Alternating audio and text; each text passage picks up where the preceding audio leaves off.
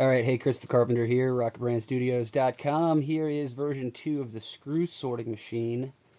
Mr. Bird from Bird Mom from Let's Make Robots passed a link on to me to a gentleman, which I can't recall his name right now, but it will be attributed when at some point. Attribution is important. Okay. Um, I've dropped the chain drive to a properly geared motor. This is quoted to be a 33 or 30 something RPM motor and seems to be just about right.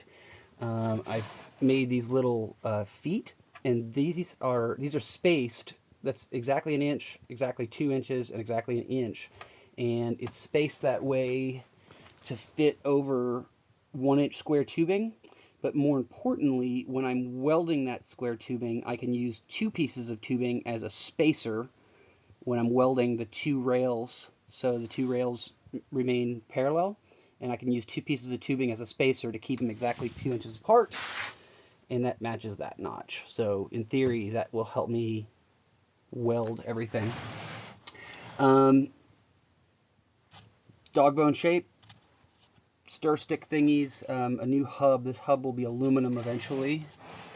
And then where are we? Okay, right in there you can see there's like a servo wire coming out of there. There's a magnetic disc encoder and a Hall effect sensor tucked up in there, so it knows if it's stuck. And then finally there's my optical sensor right there. Now the only issue I've really got is I fixed my counting problem, and I fixed the problem with the optical sensor, counting 1 screw as 2. I'm actually over counting now. I'm going for 10, and I'm usually getting 11 or 12. And the reason is, and I need to fix this via code, I've got my motor kicking on for a half a second before the encoder, before anything happens. That way, when the motor starts up, and it's going slowly, before it gets going, I don't want the brain to think it's stuck right off the bat. So I have a little pause so the motor can get going until the encoder starts watching to see if it's going. And at that time, if there's a screw right there, it will go in but not get counted. But again, at a penny a piece, it don't matter. Too many is fine. Not enough is bad. Okay, so let's see how we do this. You see it go back there? It got stuck. Okay, so what do we got here?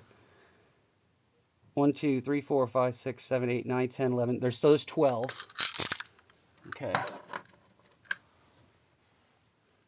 Now watch for it to go backwards. Hopefully it'll get stuck. You can see it. It's anti-jam routine. That didn't seem like enough time.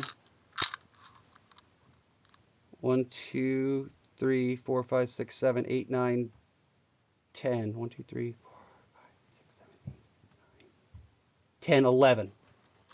That was enough time. All right, one more.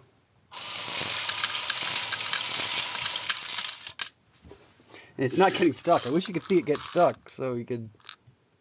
Yeah, that's 10. So, I got a little push button here, by the way, I'm doing. There. Do you see it? Did you see it? It went, and then it backed up, and it fell through, and it goes. Ah, it's awesome. Look at that. 1, 2, 3, 4, 5, 6, 7, 8, 9, 10, 11, 12.